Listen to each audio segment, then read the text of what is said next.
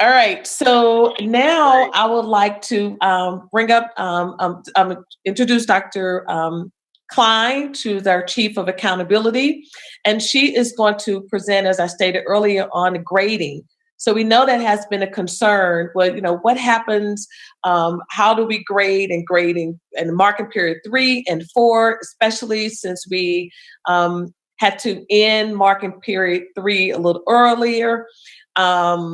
So we have a presentation, a proposal we want to bring to the board tonight. And then following that, we're going to talk about the virtual enrollment process. So we've been as we are enrolling our students into CCS in a very different platform. So at this point, I turn it over to Dr. Klein. Not only Dr. Dixon, but the members of the Board of Education for giving us this opportunity to bring multiple departments together to share with you our recommendations for the 2019-20 grading guidance face-to-face delivery into an entirely new non-traditional learning environment. Several changes have already been made due to House Bill 197, as you know, added above and beyond the state requirements. It mostly and mainly applies to our class of 2020, but also applies to all students planning to graduate before September 30th of 2020. It affects the basic diploma of graduation and not other state or local diplomas or certifications. It suspends district and building report cards as we currently know them. There's also been further guidance that was given to elementary schools regarding the third grade reading guarantee retention provision.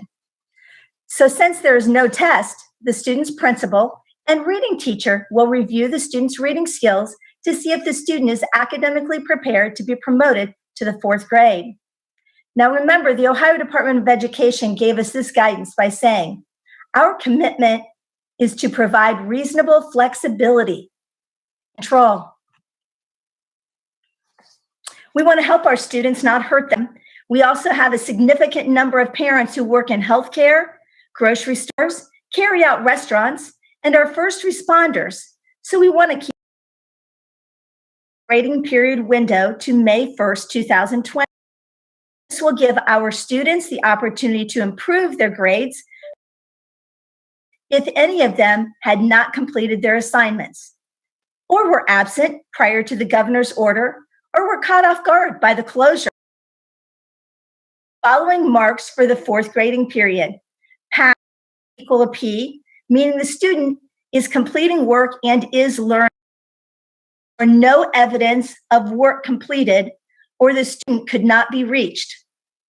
Any student receiving an I for incomplete will be given until September 15th, 2020 to complete their work. All standards that are not assessed during the 4th grading period of the elementary report card shall be marked with an N for not evaluated during this period.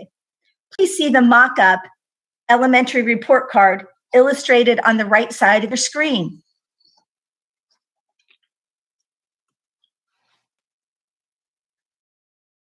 To improve their grades for the 3rd grading period, if any of them were absent when the governor's order came through or were caught off guard by the closure.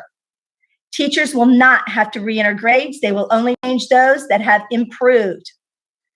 All secondary teachers for 4th grading period would use the pass for P, meaning the student is completing work and learning, and incomplete I, meaning and have their grade adjusted to a P if they earn it through an academic grade change form through our CCS DAS system.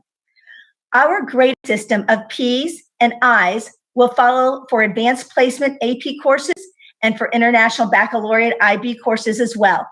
College Credit Plus courses, CCP, will follow the college or university guidance. Next, we'll look at a mock-up of the secondary report card. Average will display as a 0 for term 4, but will have no impact on the student's cumulative GPA. The final grade for a secondary course will be calculated by equal distribution of the quarter 1, 2, and 3 percentages. Quality points will not be used. Class rank will be calculated after 3rd quarter grades, grade from each quarter. Teachers will no longer have to run the quality points calculation report, and the work will be done for them. progress should not be disadvantaged. Students will benefit from a personalized process, and general education teachers and intervention specialists will collaborate on student learning as they always have. Students will be given at least 1 week or more to complete their assignments. Teachers will incorporate a focus on IEP goals for students receiving special education services. And our high school students who are not on track, will focus on credit recovery through the Edmund and Plato platform. We are very thankful for many different people that have contributed and are EA Union, district administrators, Ohio Urban Aid Districts, the Ohio Department of Education, the Council of Great City Schools, and the New Teacher Project researchers, better known as TNTP. You can see here a few of the quotes from some of our partners. Staff and community to reach out if they need help in this time of uncertainty, but to make sure they're maintaining a healthy school-life balance. In closing, we can sum up our thoughts by saying, we want to ensure the rigor while providing grace. Thank you for allowing us to think outside the box on this grading recommendation so that our students will get the benefit of the doubt. Dr. Chapman, Dr. Ocasio, Dr. Roush, and I would be most happy to entertain any questions the Board of Education may have. Thank you, Dr. Klein. We do have questions. The first will go to Vice President Reyes. Thank you, Dr. Klein. So May 1st, that's about 9 days away. So what does that flexibility provide for a student? So we know being caught off guard, being halfway through, that we still have students and parents that are still adjusting. Some we're still passing out our Chromebooks and internet. So there's still a lot of things that are not fully in place. What does that flexibility look like for students and parents in that situation?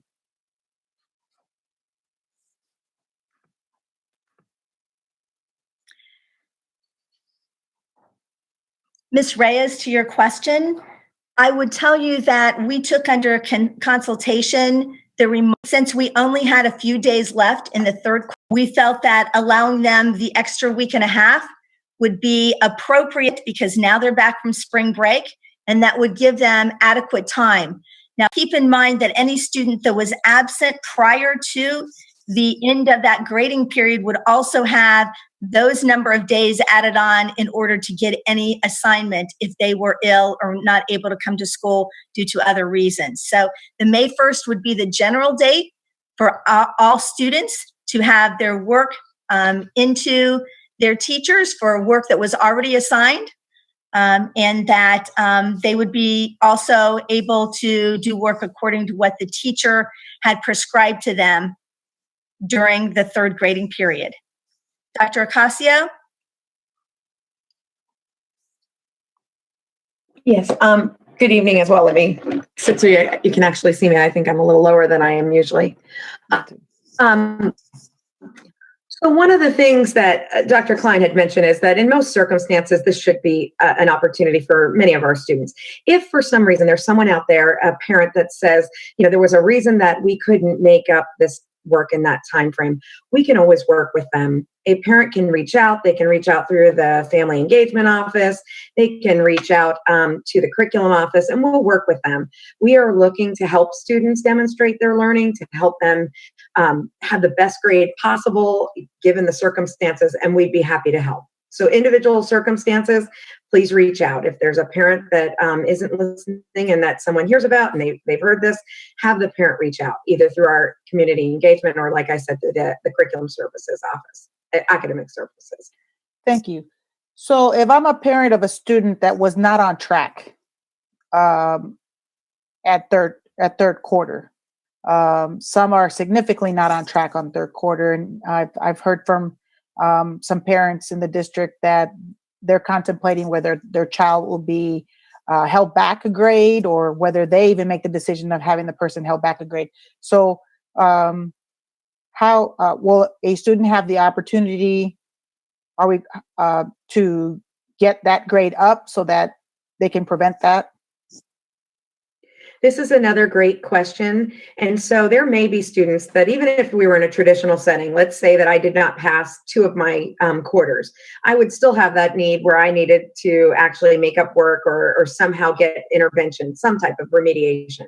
What we are planning right now is we are going to continue with the virtual credit acceleration program that we would have offered every year during the summer, where students have virtual opportunities to gain credit recovery or even work in advance. So that will continue throughout the summer. We do have that planned. It's something we do online anyway. But we are also having our team convene to talk about what are the summer school offerings. We have this great summer school plan. We had hoped for all these great experiences, but we really don't know yet. And we're not certain as to whether or not we can have a traditional summer school. So that's something we're looking at as well. But those are the kinds of things that we will put in place for students to be able to gain or catch up on work, especially if they were off track. We do have some of our team working with seniors that are off track, but that would be for anyone that's off track, just like it would be in prior years. We are not looking to hold students back. We're actually looking to get them the learning experiences they need. So Dr. And I would ask that they reach out. So Dr. Ocasio, so are we being proactive in reaching out to those parents and students who are off track? And possibly not only that, but now that we're doing a pass and incomplete and fail, are we also being proactive in ensuring that because again, our parents are juggling a lot of things. They're teachers, they're working, they're, a lot of all the things that are going on right now. And they may not see that their child is an incomplete or off track. Are we as a district being proactive in reaching out to those parents to ensure that they know if a student is off track or getting an incomplete? Yes, and actually, Dr. Klein could share more about the tracking process that we have in place that's electronic, that parents can see if students are off track. But our school counselors have made tremendous efforts to connect with students that weren't on track.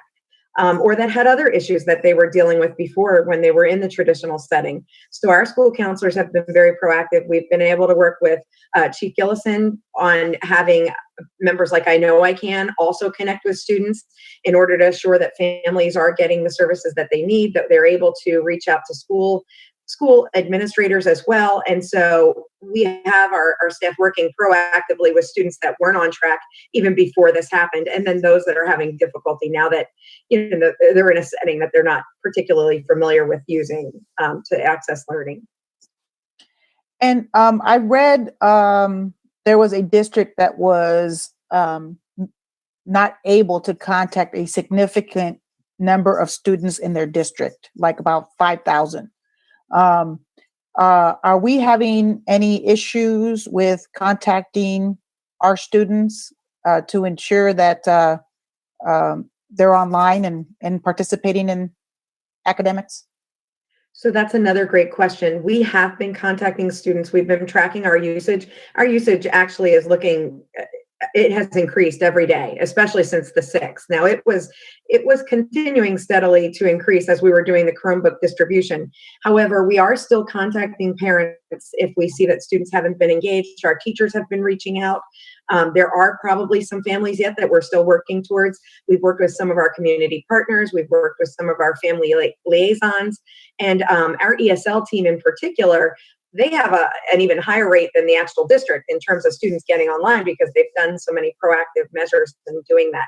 So we're still working on that. We are actually collecting usage data regularly to make sure that if I can see you've logged in online, I at least know you have access, and that's not the issue. But when I don't see students logged in online, and when I say I mean the school teams and the staff that are working towards that, then they're able to look to see why not.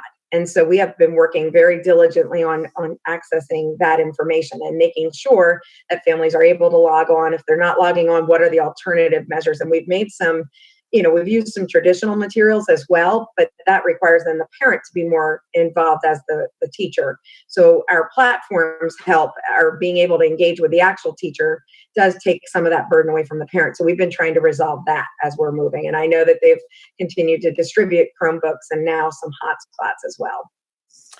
Two more quick questions. How how does the incomplete not pass impact graduating seniors? So usually about this time, we are, during our meetings, we're communicating to our parents. If your child's not on track for graduation, we need to make changes now. So, this whole complexity could impact their trajectory to graduate. So how are we dealing with that? Thank you, Board Member Reyes. Just to give you some clarity with regard to that, the P for pass or the I for incomplete, neither one of them have a bearing on GPA or on whether or not they get credit for that class. So I just want to clarify that for you. We felt that because, especially with the Ohio Department of Education's comment, that we needed to make sure that we were not expecting things out of kids that just didn't have the option of getting online.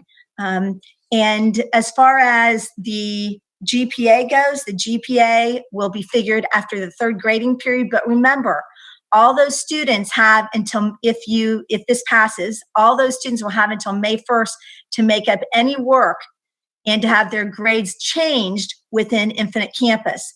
Also, there was a question earlier about how are we tracking those seniors. We do have MyApp, the multi-year academic planner, within Infinite Campus up and running, and any parent, any student can see at any time where they are as far as achieving their goals for graduation. So that is active and live. Okay. And our counselors are still working with the administrators to track any student that's not on track. And as you know from the governor's message, if they were on track prior to the entire situation ensuing in March, kids are supposed to still graduate. They are still considered on track. So we have worked under that premise as well. But our counselors are working with anyone that wasn't on track and finding ways to assist them. We've also looked at internship hours while we don't require that for this year. And that was something that the board talked about in part of the voting that happened last meeting. We are giving them the opportunity to use these internship hours towards elective credits. So we've been able to package that in a way that it's a learning experience and have done some other things, which also has helped some more students be on track in terms of obtaining the necessary credits. And then how about career tech? How are their certifications or licensures, the ability to get that? How is that? Is that on track or off track? And how do our students ensure that they can get that? So our CTE director has been working with the members of the state team in terms of the licensure piece. We may be able to do some things over the summer if there were specific hours that students needed. We are still working on that piece, knowing that we're not sure if we can bring students in over the summer. We don't have any clarification yet. But one of the things that they are able to do is continue with a learning experience. So that would not prevent them from graduating. We just may need to figure out the licensure piece if there were certain hours that were required, like a cosmetology license. And Dr. Dixon, it may be at a later time. I'm not going to necessarily ask for now, but I would love to see and hear our efforts on our students and how they are actually being online, not online, how many parents or students we have not contacted in the district. Not necessarily right now, but I would love to see that data. Okay. Thank you. Thank you. Thank you, Vice President Reyes. We have Board Member Cole now with questions. Thank you so much, Madam President. Again, just as point of clarification, this quarter extension is only for class of 2020, yes? No, Board Member Cole, that is incorrect. Okay. The extension is for any pre-K through 12th grade student Got in you. order to make sure they have had the greatest advantage possible. All right, awesome. With that, I heard about a lot of the stakeholders you incorporated in terms of discussion, planning, feedback. I did not hear anything about our instructional assistants being a part of that process. Were they, and how are you integrating them in this process? How are they being utilized right now? Thank you for the question. I'll let Tracy take the second part, but let me take the first part. We did have instructional assistants give information and input. They were on along with some teachers, and we appreciate their input because oftentimes they are grading or helping and assisting those students that are struggling. And so we certainly appreciate their advice and consideration as well. Tracy? Similarly to what Dr. Klein said, we are utilizing instructional assistants. It really has been at the discretion of the teacher with whom they work, which is what happens also in a traditional setting. We did have some instructional assistants that have reached out for different types of equipment to be able to also help that teacher in whatever way is necessary. So I know that the teachers are using them to help further learning objectives. Specifically, it would vary by classroom. Okay, thank you for that. And I just want to ask one more time, in this quarter extension that's being afforded K through 8. So students who might have been behind on particular assignments, right? Even if they passed the class for third quarter, those students that might have been behind and turned in assignments, are we allowing those students to make up those late assignments? Absolutely, sir. And it would go pre-K through 12. It would not be restricted to any grade levels. Thank We you. believe all of our students need an opportunity. Okay, thank you. And we also have our teacher teams talking about what does criteria look like? What would a pass look like? So we have teacher teams that are gathering, they're working with people from the central office, they're giving input so that there's suggestive feedback out there for other teachers to take advantage of as they see what their colleagues might think is a pass, so that we can get some consistency and also just give teachers guidance so that they can have a sense of what might a pass look like, so that we are making sure that we're giving as much of a fair opportunity and also as much support as possible to the teachers, fair to the students and support to the teachers. Okay, thank you. Thank you. Okay, thank you, Board Member Cole. Dr. Pierce has some questions. Thank you so much, President Adair. So my first question is, how is this plan going to impact how we determine eligibility for our fall sports? So thank you for the question, Board Member Pierce. We will be prepared to bring any necessary actions or waivers to you at the next Board of Education meeting with regard to athletic eligibility. But we have been in contact with Dr. Clarno, and we're working through that. So just to clarify, you'll have that at the next board meeting. That is correct. Dr. Roush will bring that forward. Okay. My next question comes from Carlin G on Facebook. Some of our parents and educators want to know, are we reopening the third quarter grading period? So I know that students will have time to make up assignments.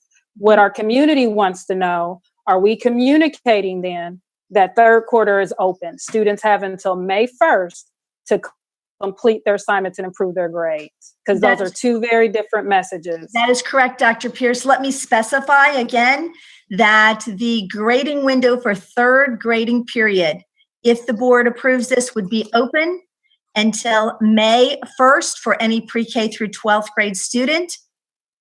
And for fourth grading period, the grading window would close on May 28th, just like it is regularly scheduled. But any student would have the right, if they received an I, remember, we're not doing regular academic grades for fourth grading period. So if a student receives an I, they would have the opportunity to submit work. If they earn a P, that academic grade change must be in by September 15th of 2020. And the reason we picked that date is it's in line with the state's determination that you must complete your graduation requirements by September 30th of 2020. So we picked the 15th so that it would give teachers enough time to grade and get everything entered. Thank you for the questions. Excellent, thank you. So I'm going to extend the question asked earlier by Vice President Reyes. When we talk about the P, what does the P become in terms of grades? And I'm asking this question particularly for our high school students who this P might be reflected on their transcript. So the first part of the question is, what does the P become in terms of a letter grade? How is that then indicated on their transcript? And how does that then make them competitive with our students around the state and around the nation that they'll be competing with when they go into college? So that's a three-part question. Thank you, Dr. Pierce, for the question. So it's actually pretty easy. The P that stands for pass will never be on a transcript. We only put final grades on a transcript. The final grades for all secondary students would be formulated from the percentages of the first, second, and third grading period. It would not be conducive to use that P or that I for anything at all on a transcript. So it will not be present. So then my question becomes, and this is the most critical question, what research discussion did we have in order to determine how competitive our students will be with other districts? Particularly, it's my understanding that we have some districts that are turning the P into automatic A's. Those students could come out with a way stronger GPA than our students who are getting the calculated average of first, second, and third. So how are we ensuring that our students are remaining competitive when they go to apply to Bowling Green, Akron, The Ohio State University, Harvard?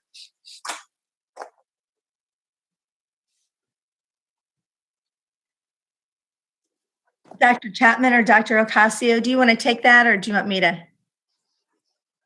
You can, Dr. Klein. I thought you were going to speak and respond. I didn't want to interrupt you, but either is fine. I can also speak as well. Okay, go ahead and then I'll finish up if I need to.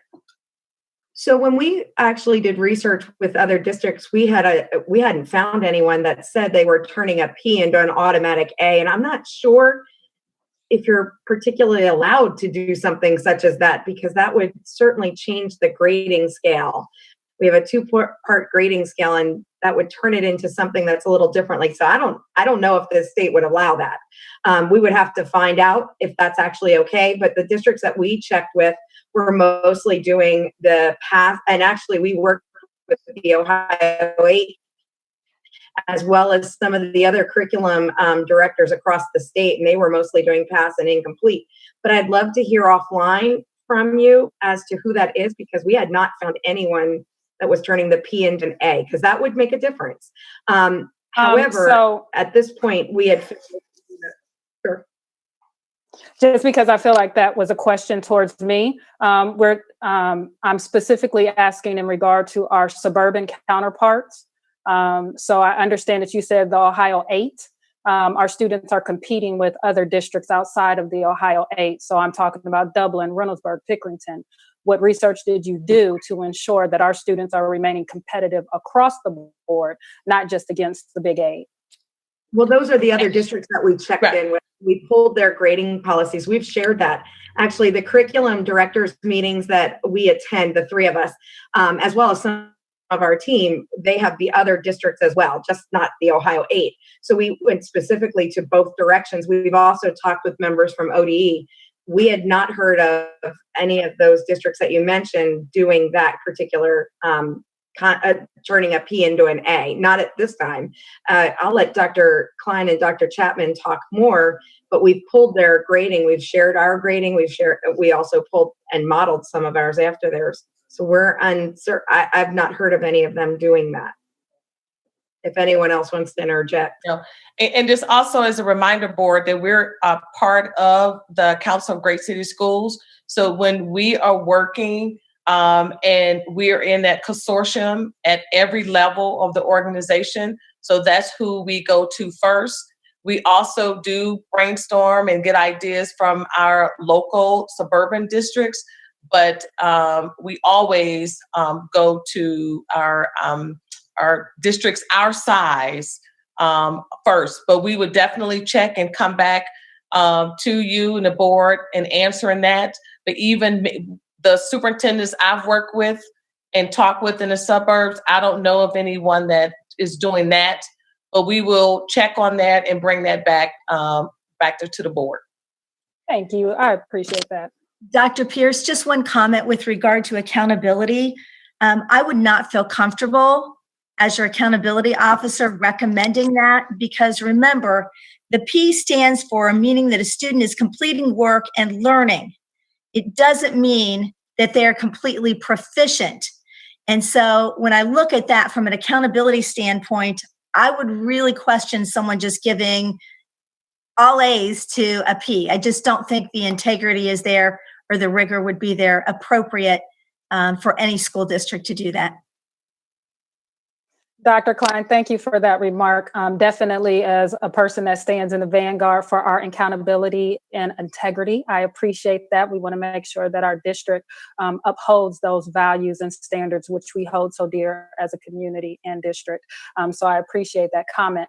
That question again is asked in terms, so I, as a board member, our community, our parents and students can understand what that P is going to become. And we need to be very clear on what that P will become. We also need to be very clear on how that impacts the competitiveness of our students. We have a number of seniors right now who, in fact, are missing out on their senior years when we talk about sports. We have a number of scholars who have scholarships waiting for them at universities where they need those grades.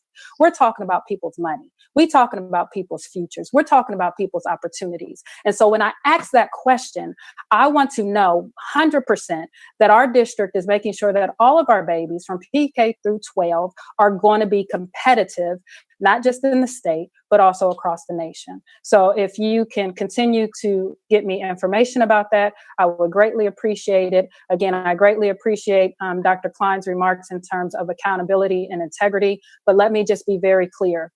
Our kids are phenomenal, but we know that there are political and social isms, racism, classism, genderism, sexism, that impacts opportunities that they have. And I want to ensure that we're doing everything on our part to show their exceptionalism, to show their worthiness, and to show their values academically and also on athletic fields if they are playing. And I just want to ensure that we're in fact coming forward with proposals that do that.